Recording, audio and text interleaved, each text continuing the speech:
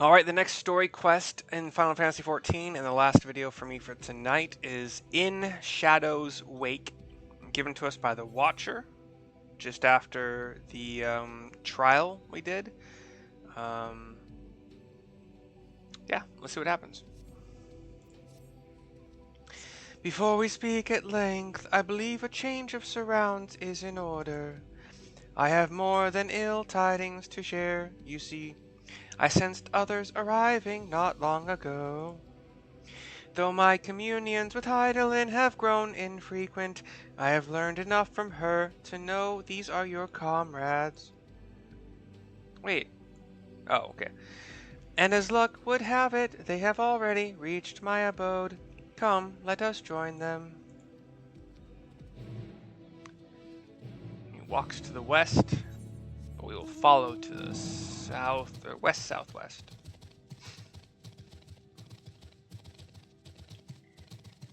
We gotta go around this towery thing.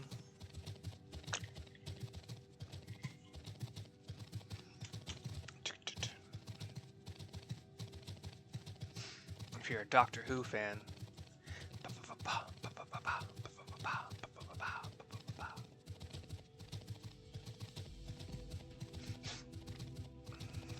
The Master. So we go around, we go up a short-ish flight of stairs, maybe like 15, 20.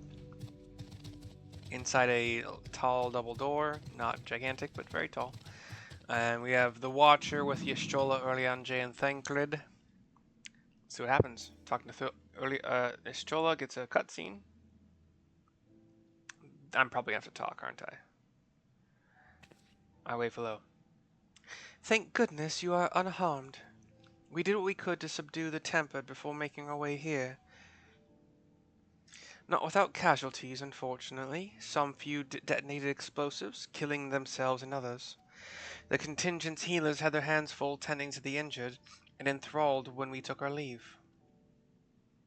Lest you wonder, Mistress Krile hath also been delivered unto their care. Serving as a conduit for Hydaelyn's power hath taken its toll, but she will recover in due course. As for Alphino and Alisaie, they insisted on remaining in Garlemald while we three rushed to your aid. It appears, however, that matters here have already come to a conclusion. I'll look up to the Watcher for them to explain. Just kind of watching, looking. But what manner of conclusion, if I might ask? And is this the ally whom Hydaelyn bade you seek out? He is not unlike the shades of Amarat. Not unlike, perhaps, but not the same. I was created by Hydaelyn together with this place. It has ever been my duty to keep vigil over Zodiark, or rather, it was my duty. I go into explanation at this point.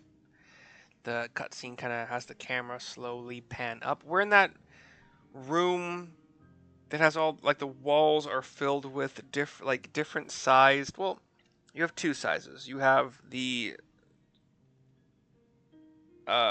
maybe 1.5 to 2 foot cylinders of red, blue, or dark blue, and then you have the bigger cylinders that are possibly 4 feet, I don't know, and thicker. Then Zodiark is no more. I nod. And not without consequence, I am afraid, for now the delicate weave of the star, preserved by his presence, will begin to unravel. If you mean to avert the final days, you shall have need of. And then he stumbles. Are you all right? Says Thancred. Shakes his head no. Bows his head. My attempts to forestall Zodiark's release have all but exhausted my strength. If you might allow me to rest a short while, I will share with you all I can. Please do. You need not exert yourself on our account. These crystals contain records of your time here, yes? Maybe peruse them while we wait. By all means, if you would review them chronologically, Might I suggest beginning with those on the upper floor? Y'shtola nods. I shall leave that to you, Mercy, while I see that what can be gleaned from the crystals on these lower levels. I can't do Y'shtola's voice. I tried to make her like a slower female, deeper toned British, but that's not what her voice actress does. So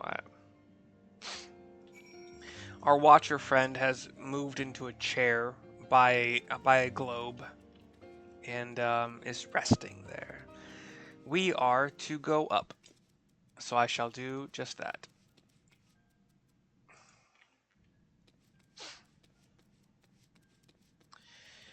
Up one ramp, level floor, up another ramp, level floor.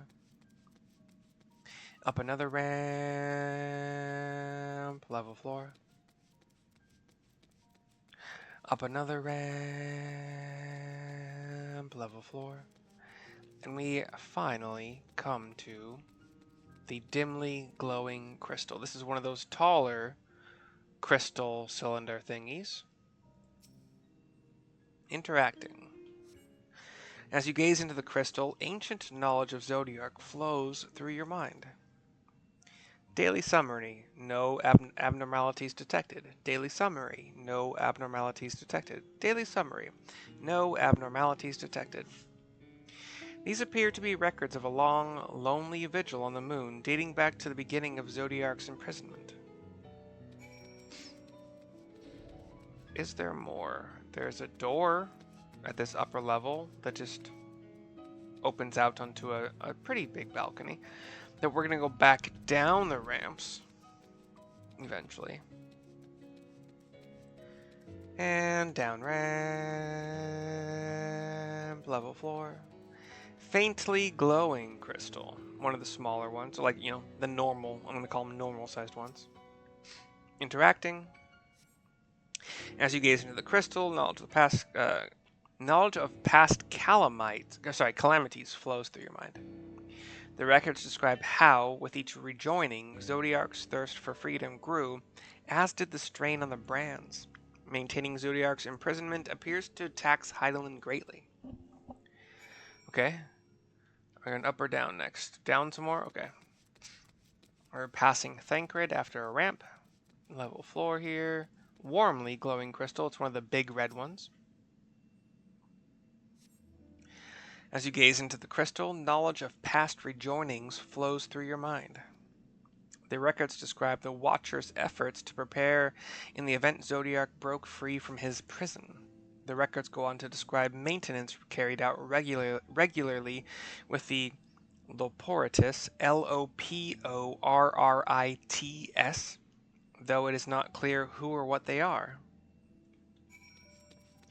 Go down the ramp, we have brightly glowing crystal, one of the lightish blue, well, mid-blue. It's like a mid-blue color, because there is light, mid, and dark blue. And then red. The light blue could be construed as green or aquamarine a little bit.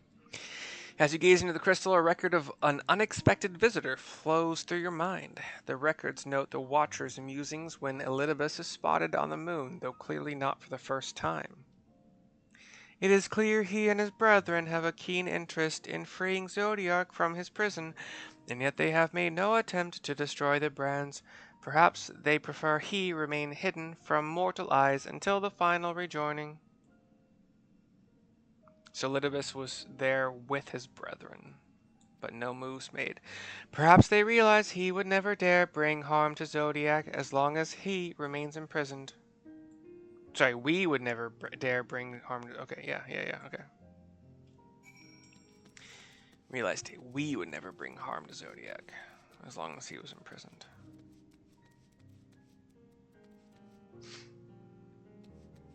Okay. Y'shtola, to end this quest. Did you learn anything of import? Did you learn anything of import? That's a little bit better. It's like not Merlvib, but it's closer to Merlvib than it isn't, you know? Well, it's about midway, I guess. So it is as we suspected. Maintaining the brands requires a great deal of her energy and focus, and this cost has grown higher with every rejoining. That would explain why contact with her has become rather infrequent since the 7th umbral calamity. I too made a rather startling discovery. This heavenly body we know to be the moon was in fact created by Hydaelyn. When the Watcher said he was created together with his place, I thought he only meant this facility. Truly, Hydaelyn's powers are far beyond anything I could have imagined. Cutscene. Get rid of my headshot here. We're still in this library of sorts. Y'shtola is explaining something to us. Thancred and Urianger are both perusing crystals. I thank you for affording me this short reprieve.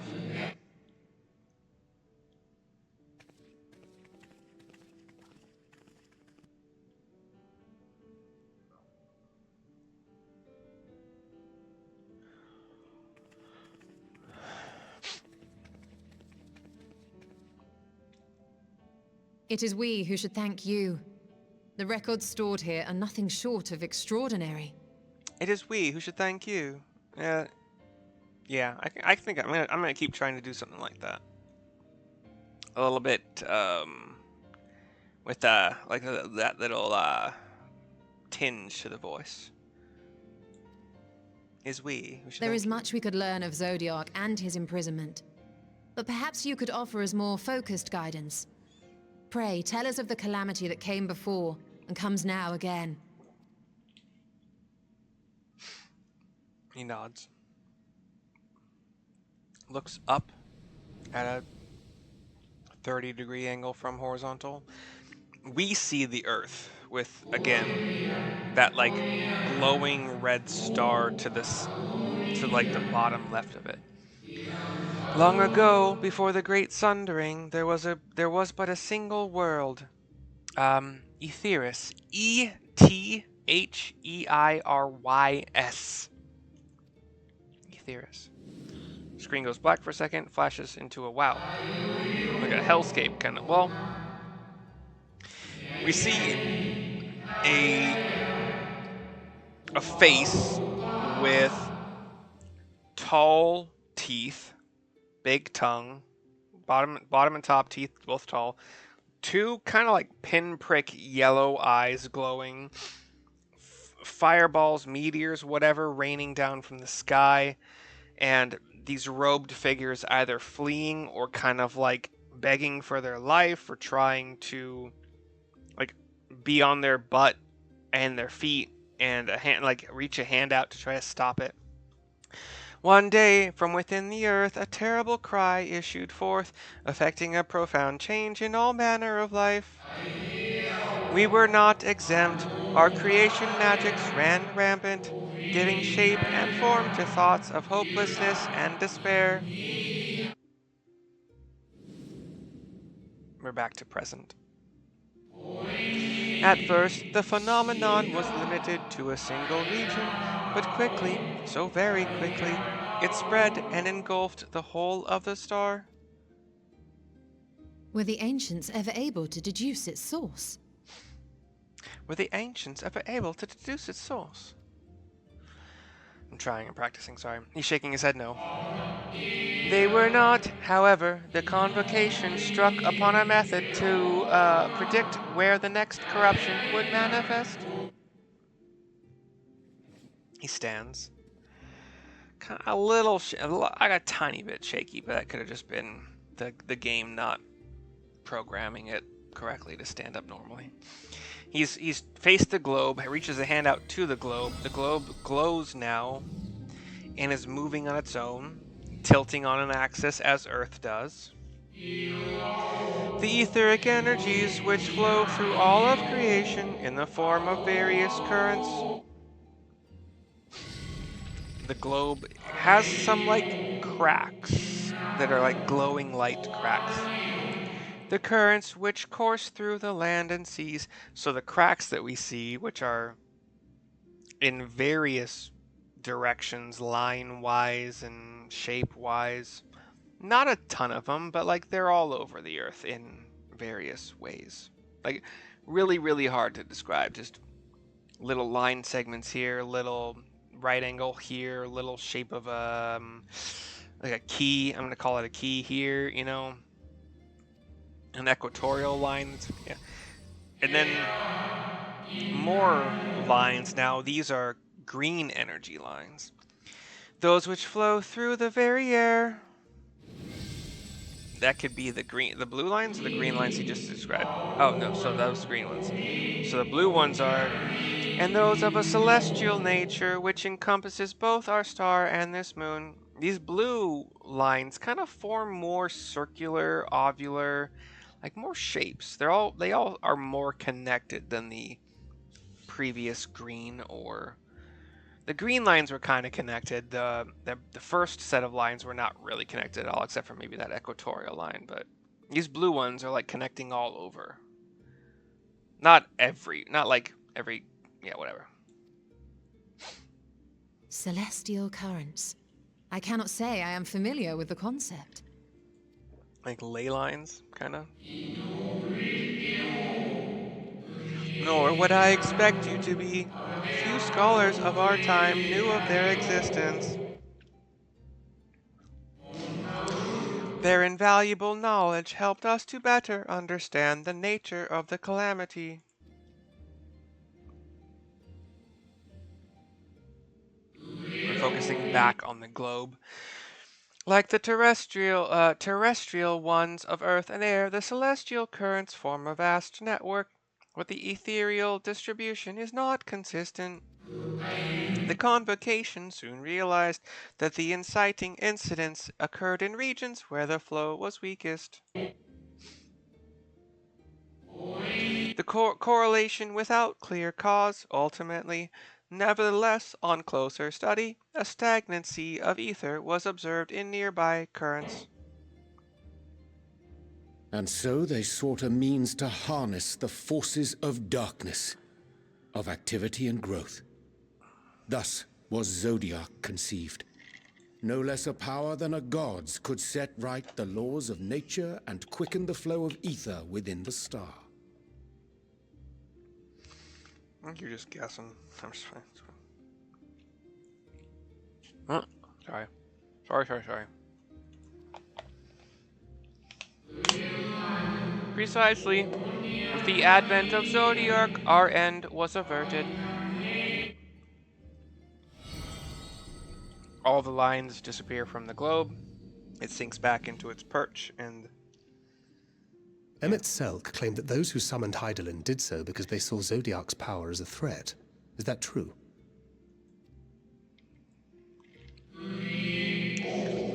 indeed, there was a faction opposed to Zodiark's creation, but their aim was never to unmake him. They understood the continued preservation of the natural order was dependent on his very existence until we could identify and address the underlying cause of the final days. He would need remain for his departure would set in motion those apocalyptic forces once more. Hydaelyn recognized this as well, and so, rather than destroy, she sundered Zodiark herself and the star into lesser reflections, that she might confine him in this place. We kind of looked down a little bit and thought, my options are, I could have sworn she beseeched me to banish the darkness, or then what she told me in the ethereal sea was false? ... question mark. I could have sworn she beseeched me to banish the darkness. I say this, obviously. Perhaps she did, but as with all beings, intent is not always in accord with spoken word. Hydaelyn and Zodiark are both constructs of man, approximations of perfection limited by our own imperfections. Zodiark was, without question, the more powerful of the two, having been born from the sacrifice of half Etheris's population. Thus was it necessary for Hydaelyn to commit herself wholly to his defeat. Still more effort was needed to confine him. Maintaining the brands taxed her greatly. With what power she dared spare, she cried out to any who might listen, and offered her blessing to those who heeded her call. Though it was likely within her power to do so, I believe she did not wish to speak of Aetheris and her history. Like Zodiark, Hydaelyn's purpose is a reflection of her creators. They wished to look to the future and not linger in a prison of the past. The Ascians set in motion 7 rejoinings before we came to oppose them. How many more worlds would have been lost had we not placed our faith in her? How many more souls living in the present would have been snuffed out for the sake of those long dead? Yes. Well, in light of recent events, I see no reason to doubt your words. And even if Hydaelyn is not a god in truth, if Minfilia believed that we should trust in her plans, then I choose to do just that. Which brings me to a rather important question. Let's suppose we try but fail to stop this second coming of the final days. Should the source fall, what will become of the other worlds? I didn't expect this quest to be this long, but I think it's probably nearing its end. I'm good with it. Got an hour before me. The nomenclature is more fitting than you know. Bring ruin to the source, and its reflections will share in its fate.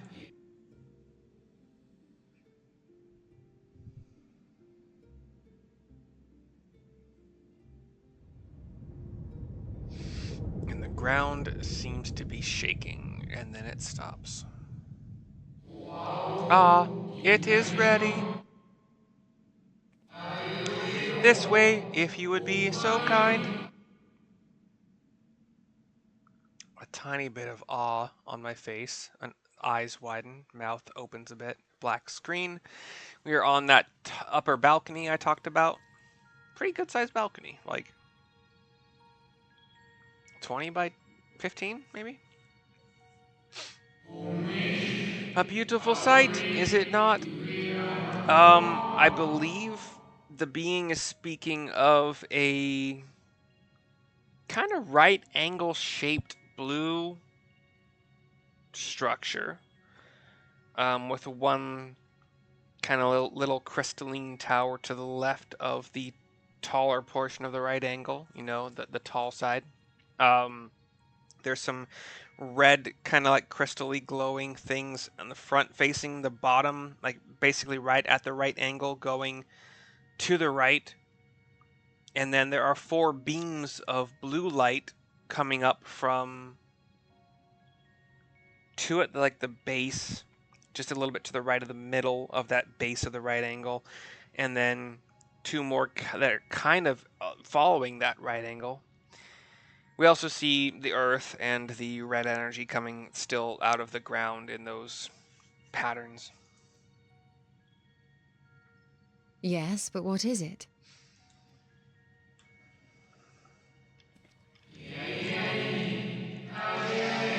Hydaelyn knew better than any that her power was not absolute. Indeed, she has ever struggled to hold Zodiark and his faithful at bay. She feared the worst and so made preparations. In the event of his demise, there would be a contingency. This moon is more than a prison. It is a vessel capable of bearing the people of Aetheris to safe harbor.